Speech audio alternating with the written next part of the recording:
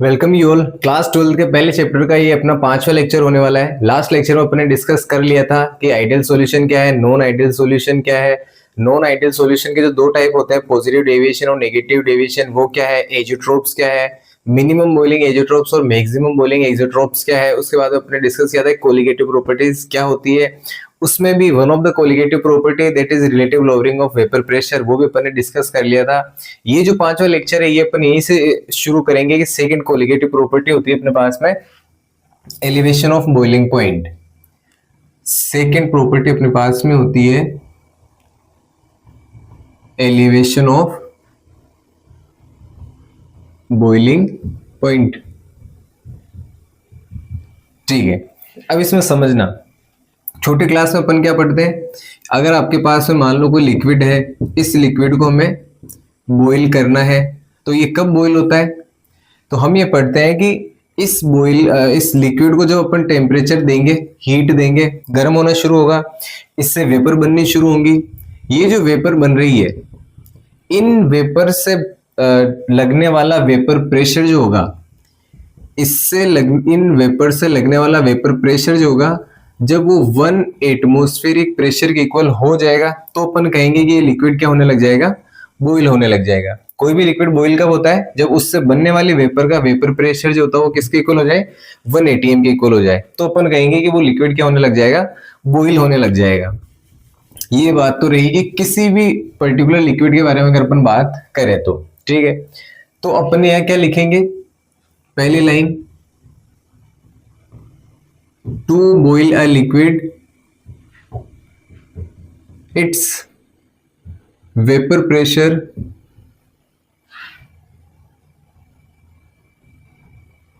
should be equal to the atmospheric pressure। ये होती है कंडीशन किसी भी लिक्विड को बॉईल करने के लिए। ठीक है, किसी भी लिक्विड को बॉईल करना है तो उसका वेपर प्रेशर जो होगा वो एटमॉस्फेरिक प्रेशर के इक्वल हो जाना चाहिए। अब अपने पास क्या है, कोलिगेटिव प्रॉपर्टीज में अपन क्या डिस्कस कर रहे हैं कि यही जो लिक्विड था, इस लिक्विड के अंदर अपन ने क्या ऐड किया हुआ है, non volatile solute.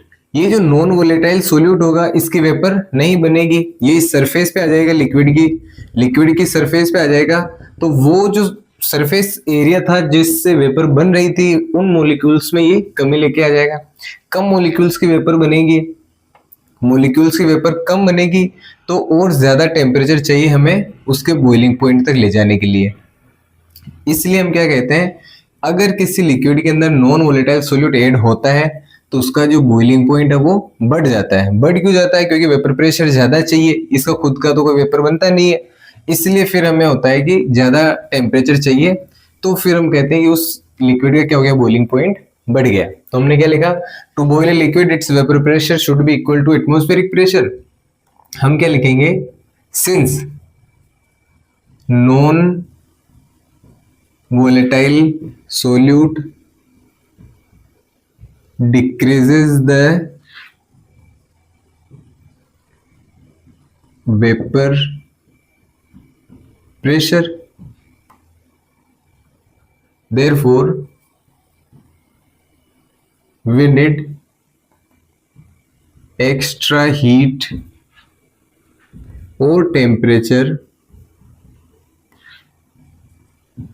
To boil the solution. जो भी सॉल्यूशन होगा उसका बॉइलिंग पॉइंट टच कराने के लिए, उस सॉल्यूशन को बॉइल करने के लिए हमें क्या होगा, एक्स्ट्रा हीट प्रोवाइड करनी रहेगी। ये एक्स्ट्रा हीट या एक्स्ट्रा टेम्परेचर जो अपन प्रोवाइड कर रहे हैं वो क्या है, आपका एलिवेशन ऑफ बॉइलिंग पॉइंट। तो ये क्या इंप्लाई करता है, दिस इंप्लाइज दैट दिस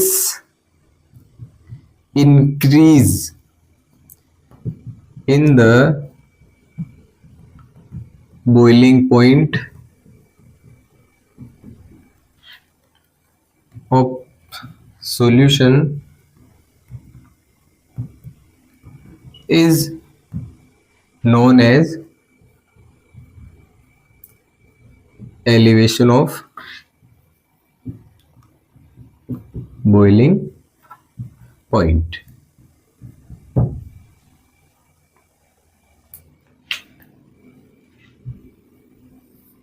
मतलब लेट टी बी नोट, ये क्या है आपका boiling point of pure solvent. जो भी आपका प्योर सॉल्वेंट रहा होगा उसका बॉइलिंग पॉइंट मान लेते अपन कितना है टीबी नोट, और टीबी क्या है आपका boiling point of solution with non volatile solute. तो चेंज कितना आएगा आपके पास में delta TB, elevation boiling point में कितना है डेल्टा टीबी के बराबर है। ये किसके बराबर होगा टीबी माइनस टीबी नोट। ऐसा क्यों है टीबी की वैल्यू ज्यादा होगी टीबी नोट की वैल्यू कम होगी, तो जो चेंज आएगा वो ही आपका extra elevation of boiling point. देखना एक ग्राफ, ये अपन एक ग्राफ बनाते मान लो, इधर क्या है वेपर प्रेशर, इधर क्या है टेम्परेचर। अपन ये दो लाइन लगाते हैं ऐसे, ठीक है। अब आपको ये बताना है कि इन दोनों लाइन में कौन सी लाइन जो है वो सॉल्यूशन की है और कौन सी लाइन सॉल्वेंट की है। पहले एक बार खुद से ट्राई करके देखो, देखें, उसके बाद फिर मैं बताता हूं। देखना, इसको समझने का सीधा तरीका होता है, चाहे तो हॉरिजॉन्टल चाहे वर्टिकल, परपेंडिकुलर एक ड्रॉ कर लो। अपन वर्टिकुलर लाइन ड्रॉ कर लेते हैं अपन यहां से, ठीक है। ये कोई फिक्स टेम्परेचर पे अपन एक वर्टिकल लाइन ड्रॉ कर ली जो दोनों लाइंस को कट कर रही है। इनके horizontal line parallel line draw कर लो इनके साथ में, इसका इंटरसेक्ट बताते हुए। अब देखना, यहाँ पे वेपर प्रेशर कम होगा, यहाँ वेपर प्रेशर ज्यादा होगा। वेपर प्रेशर ज्यादा किस में बनेगा जब आपके पास में कोई नॉन वोलेटाइल सॉल्यूट उसमें ऐड किया हुआ नहीं होगा, प्योर फॉर्म होगी। तो ये किसकी लाइन है भैया सॉल्वेंट की, और ये किसकी लाइन है सॉल्यूशन की। जैसे सॉल्यूशन में नॉन वोलेटाइल सॉल्यूट अपन ऐड कर दिया, उसका वेपर प्रेशर क्या हो जाएगा कम हो जाएगा। तो ये ग्राफ अगर आपसे पूछे तो आप इसको बता सकते हो कि ये वाली लाइन सॉल्वेंट की है, ये सॉल्यूशन की है, ठीक है।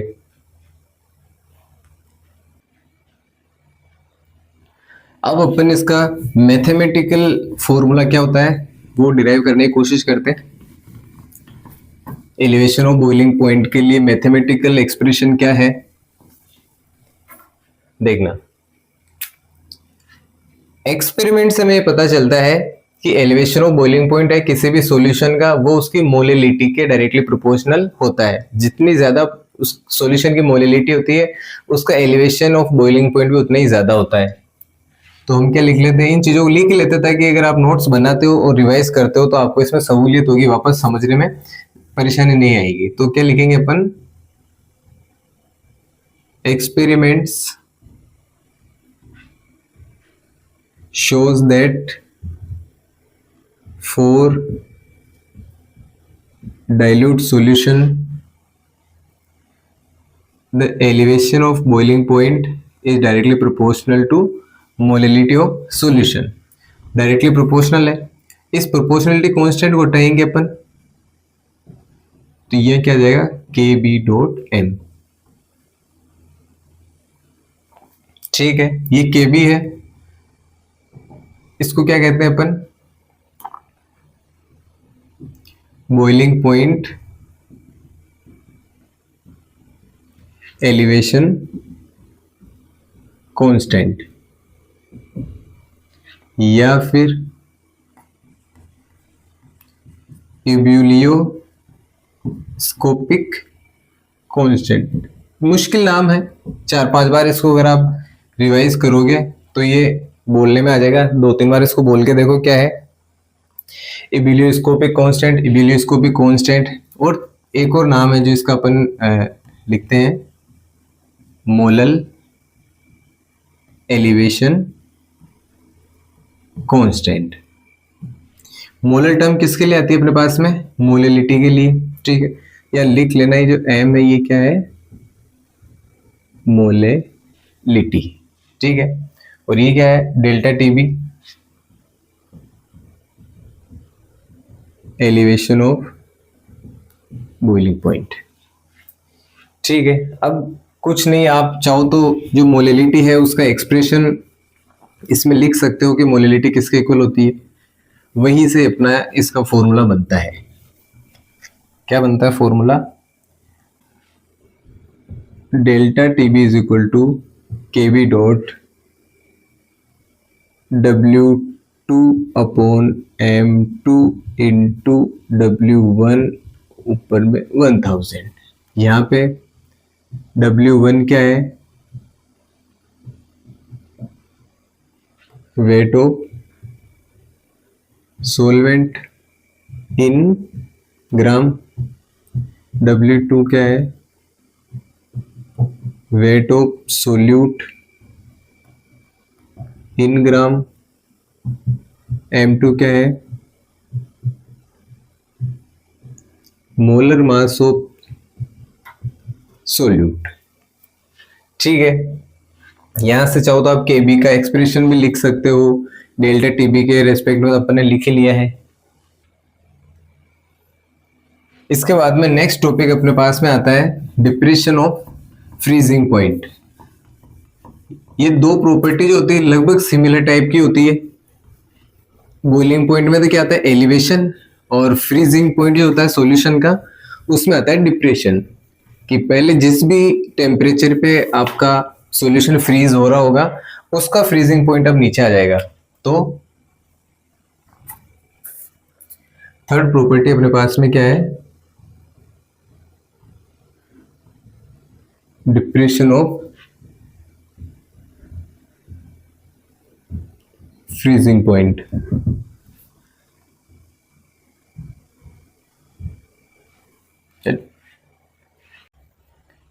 एलिवेशन ऑफ बॉइलिंग पॉइंट के अंदर अपन ने ग्राफ बनाया था, किस किस के बीच में था? इधर लिया हमने वाई एक्सिस पे वेपर प्रेशर, एक्स एक्सिस पे लिया अपन ने टेम्परेचर। ये दो लाइंस ड्रॉ करी थी, ये लाइन थी सॉल्वेंट की और ये लाइन थी सॉल्यूशन की। अब समझना, ये क्या है आपके पास में? लिक्विड, सॉल्वेंट, और ये है सॉल्यूशन। एक टाइम ऐसा आएगा जब टेम्परेचर तो कम होगा, वेपर प्रेशर भी कम होगी लीनियरली। ये क्या है आपका? Frozen solvent. ठीक है, अब हम क्या कह रहे हैं कि सॉल्यूशन जो है वो इसी पॉइंट पे ही जम जाना चाहिए था, यहीं पे, पर जमेगा नहीं। क्यों? क्योंकि सॉल्यूशन के अंदर क्या है आपके पास में? Solvent plus non volatile solute. ये नॉन वोलेटाइल सोल्यूट क्या करेगा? इसके वेपर प्रेशर को डिक्रीज करेगा। तो ये जहां यही जम जाना चाहिए वो यहां नहीं जम करके थोड़ा नीचे की तरफ आकर के जमेगा इस जगह।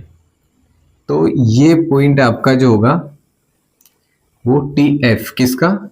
सॉल्यूशन का फ्रीजिंग पॉइंट, और ये पॉइंट है आपका TF नॉट, यानी जो सॉल्वेंट है आपका प्योर सॉल्वेंट उसका फ्रीजिंग पॉइंट, और इनके बीच का जो डिफरेंस है वो क्या है? डेल्टा TF, यानी डिप्रेशन ऑफ फ्रीजिंग पॉइंट।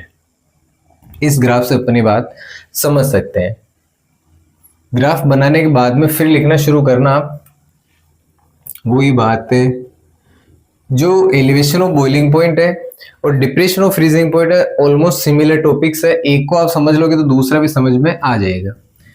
अगर ये ग्राफ बना लिया हो तो फिर यहां से लिखना शुरू करेंगे अपन। क्या? एक्सपेरिमेंट्स, स्पेलिंग गलत ही होती है। Experiments shows that for dilute solutions the depression of freezing point of a solution is directly proportional to the molality of the solution। मतलब क्या हुआ? डेल्टा TF वो डायरेक्टली प्रोपोर्शनल होगा किसके? मोलिलिटी के।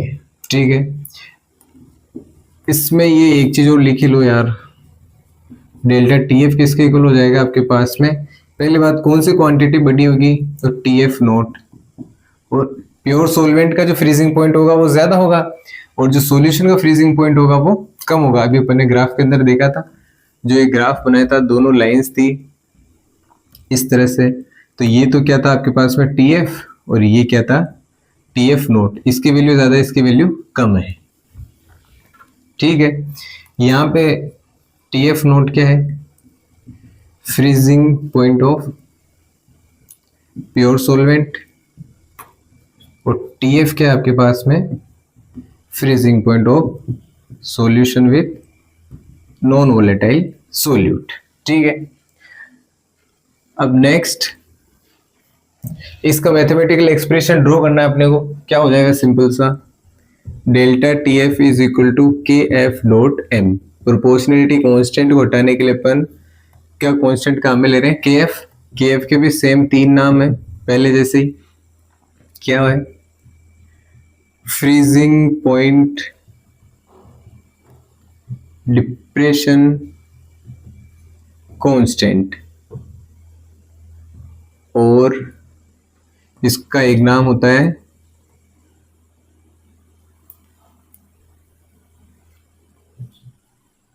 क्रायोस्कोपिक कांस्टेंट, और एक होता है मोलल डिप्रेशन कांस्टेंट। पिछले वाले उस टॉपिक के अंदर बताना भूल गया था, इनकी यूनिट ऑफ के एफ अगर जैसे अपने को निकालनी है तो क्या आएगा, के एफ इज इक्वल टू क्या है अपने पास के अंदर, delta T F upon molality. देखना डेल्टा टी एफ ये क्या है, पर्टिकुलर टेम्परेचर है, टेम्परेचर किस में आएगा, केल्विन के अंदर, मोलिलिटी किस में आएगा, मोल पर केजी के अंदर। अब केजी ऊपर जाएगा तो क्या हो जाएगा, केल्विन तो ऐसे रहेगा, किलोग्राम ऊपर जाएगा तो -1 जो होगा +1 में हो जाएगा, और मोल के ऊपर क्या है यहाँ पे +1, ऊपर जाएगा तो -1, तो मोल इनवर्ट्स। यही सेम यूनिट जो है वो किसकी होती है, के बी की होती है, बॉइलिंग पॉइंट जो कांस्टेंट अपने पास में उसकी भी यही होती है, और फ्रीजिंग पॉइंट के लिए भी यही होती है। क्रायोस्कोपिक कांस्टेंट हो या इबिलोस्कोपिक कांस्टेंट हो, दोनों की यूनिट केल्विन किलोग्राम पर मोल ही होती है। चलो इसके बाद में फटाफट से एक उसका वो एक्सप्रेशन लिख लो चाहो तो, delta T F is equal to K F, molality को क्या लिखते हैं अपन, W2 divided by M2 into W1 into 1000। ये अपन ने पहले लिख लिया है कि W1 W2 क्या है, और इसी तरह से अपन क्या कर सकते हैं, मोलिकुलर मास ऑफ सोल्यूट भी निकाल सकते हैं अपन। कैसे निकालेंगे, डेल्टा टी एफ नीचे आ जाएगा, M2 यहाँ आ जाएगा, बाकी सब सेम रहेगा, के F into W2 into 1000 divided by depression of freezing point into weight of solvent. इससे अपन क्या निकाल सकते हैं, molar mass of solute.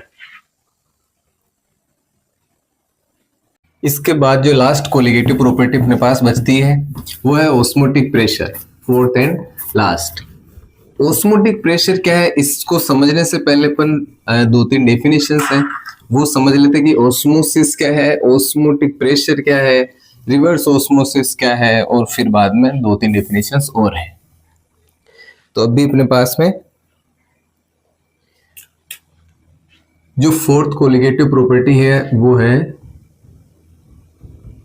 Osmotic pressure. ठीक है, ऑस्मोटिक प्रेशर को समझने के लिए सबसे पहले तो अपने को समझना पड़ेगा सेमी परमिएबल मेम्ब्रेन, ये क्या होता है, इसको शॉर्ट में लिखते हैं SPM। इसको समझा जा सकता है कैसे, देखो दबंग मूवी का जो नायक है जो एक डायलॉग कहता है कि हम तुम्हारी बॉडी में इतने छेद करेंगे, इतने छेद करेंगे, तो एक्चुअली अगर वो साइंस का स्टूडेंट होता और पर्टिकुलर अगर केमिस्ट्री का स्टूडेंट होता तो वो फिर सीधा विलन को कह सकता था कि मैं तुम्हें एसपीएम बना दूंगा। वो क्या है, सेमी परमेबल मेम्ब्रेन एक ऐसी मेम्ब्रेन होती है, मान लो एक शीट मान लो जिसमें बहुत सारे छेद होते हैं, बहुत बारीक बारीक छेद होते हैं, ऐसे छेद होते हैं, ऐसे होल्स होते हैं जो क्या होता है सोलवेंट मॉलिक्यूल को तो पास कर देते हैं पर सोल्यूट मॉलिक्यूल को पास नहीं करते हैं।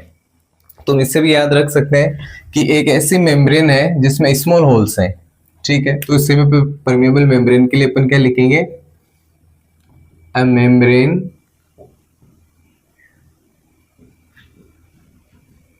which have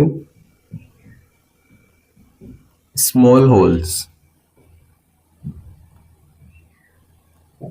ठीक है, पहली बात। दूसरी बात, small molecules like solvent molecules can pass through these holes, but bigger molecules like solute molecules cannot pass through these holes. Such a membrane, ऐसी कोई मेम्ब्रेन जो होगी, is known as SPM, ठीक है। ये हो गई डेफिनेशन। क्या है एसपीएम की डेफिनेशन, कि एक ऐसे मेम्ब्रेन या ऐसी शीट जो कि क्या होगी, इतने छोटे छोटे छेद होंगे कि सोलवेंट मॉलिक्यूल्स को तो वो पास करेंगे, सोलवेंट मॉलिक्यूल्स तो can pass through them, but अगर कोई बिगर मॉलिक्यूल्स है, सोल्यूट के जो मॉलिक्यूल्स होते हैं वो थोड़े साइज में बड़े होते हैं, वो उससे पास नहीं होंगे। ऐसे किसी मेम्ब्रेन को हम क्या कहते हैं, एसपीएम, ठीक है। एक और चीज, एसपीएम के बाद में आपको समझना है कि ओस्मोसिस क्या होता है। The flow of solvent molecules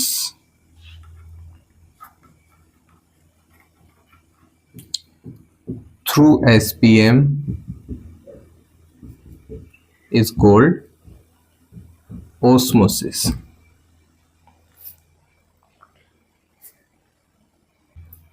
ये हो गया आपका ओस्मोसिस। इसके बाद आता है आपके पास में ओस्मोटिक प्रेशर। अब अपन इसका सेटअप समझते हैं। ओस्मोटिक प्रेशर का सेटअप क्या होता है, ये एसपीएम कहाँ होती है, ओस्मोसिस किस तरह होता है, किस डायरेक्शन में होता है। तो देखो,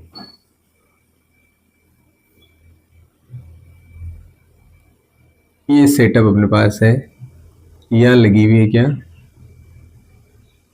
पिस्टन, जिससे प्रेशर को अपन चेंज कर सकते हैं, कंट्रोल कर सकते हैं। यहाँ पे भी क्या है, piston.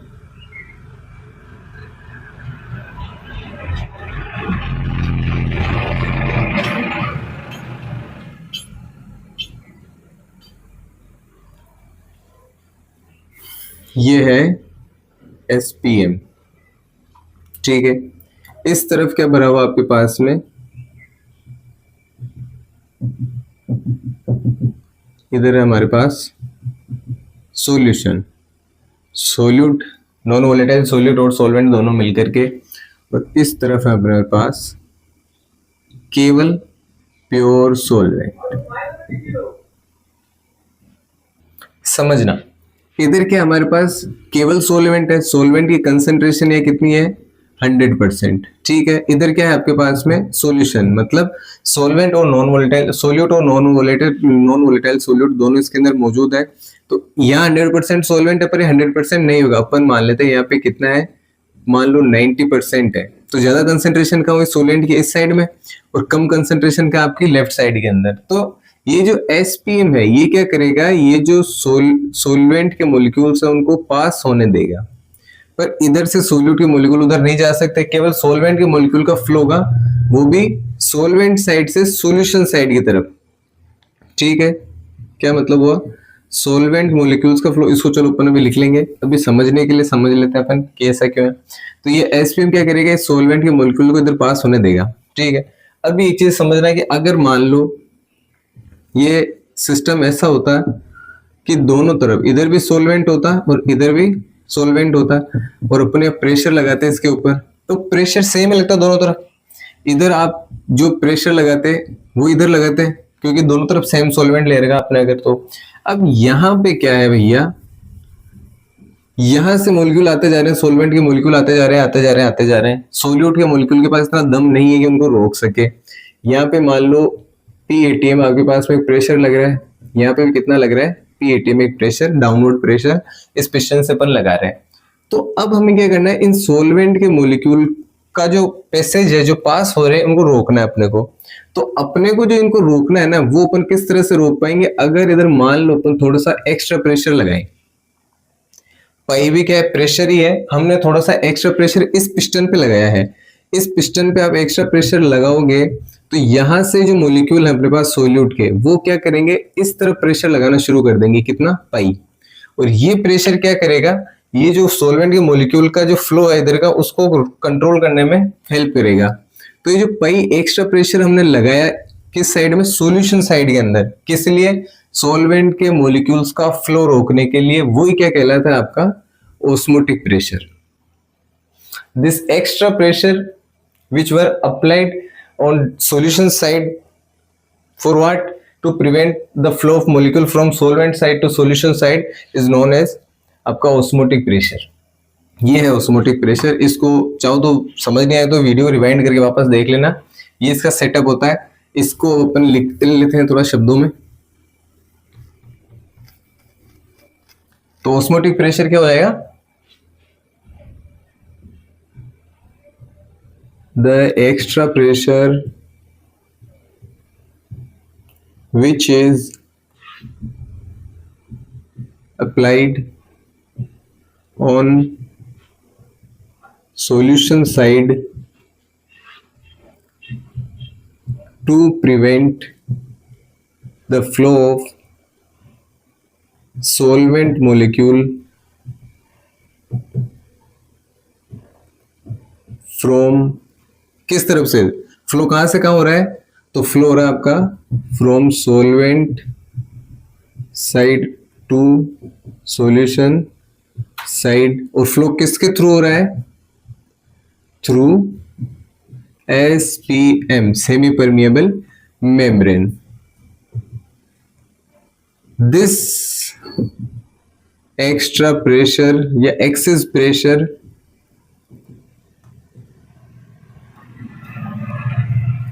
is known as osmotic pressure। ये बात है जी। तो उस डायग्राम में जो अपने पाई लगाया था वो क्या था, एक्स्ट्रा प्रेशर, किस लिए, to prevent flow solvent molecule. ये है।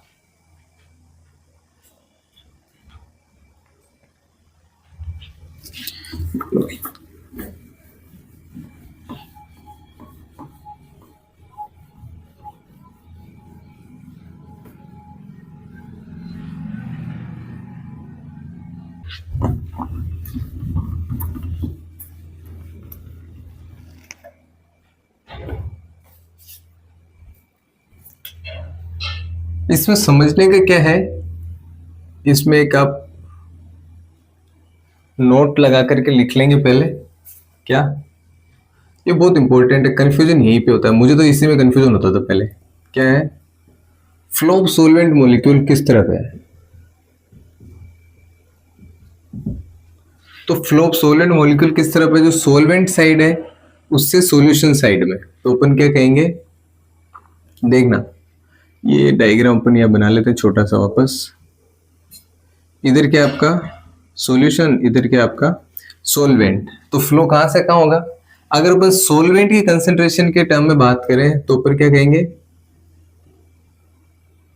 Higher concentration of solvent to lower concentration of solvent, ठीक है। और वहीं अगर अपन बात करें सॉल्यूशन की टर्म में, तो सॉल्यूशन की कंसेंट्रेशन या हाई है या कम है। तो अगर बात करेंगे, ये तो सॉल्वेंट की टर्म में हो गया, अगर सॉल्यूशन की टर्म में बात करें तो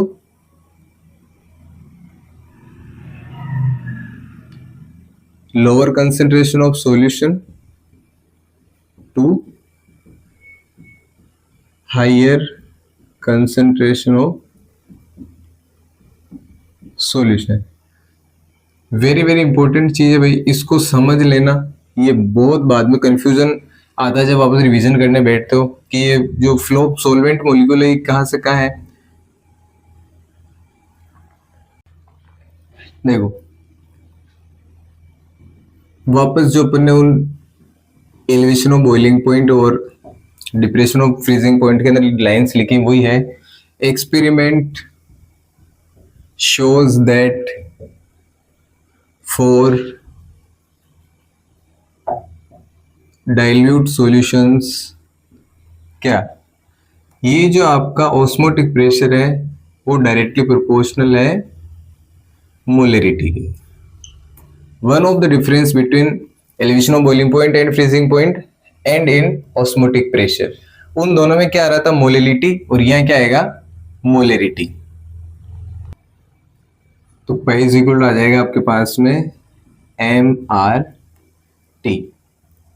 pi is equal to molarity क्या होता है आपके पास में, number of moles divided by volume of solution, RT number of moles of solute.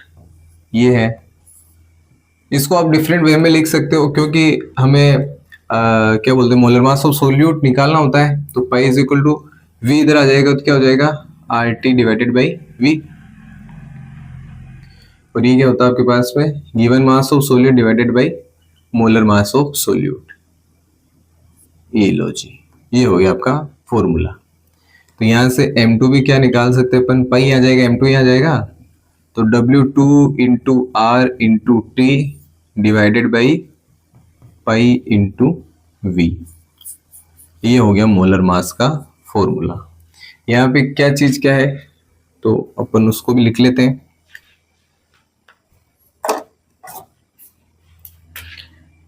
पहली बात W2 क्या है, तो ये क्या आपका वेट ऑफ सोल्यूट, वैसे M2 क्या आपका मोलर मास ऑफ सोल्यूट, साथ में V क्या है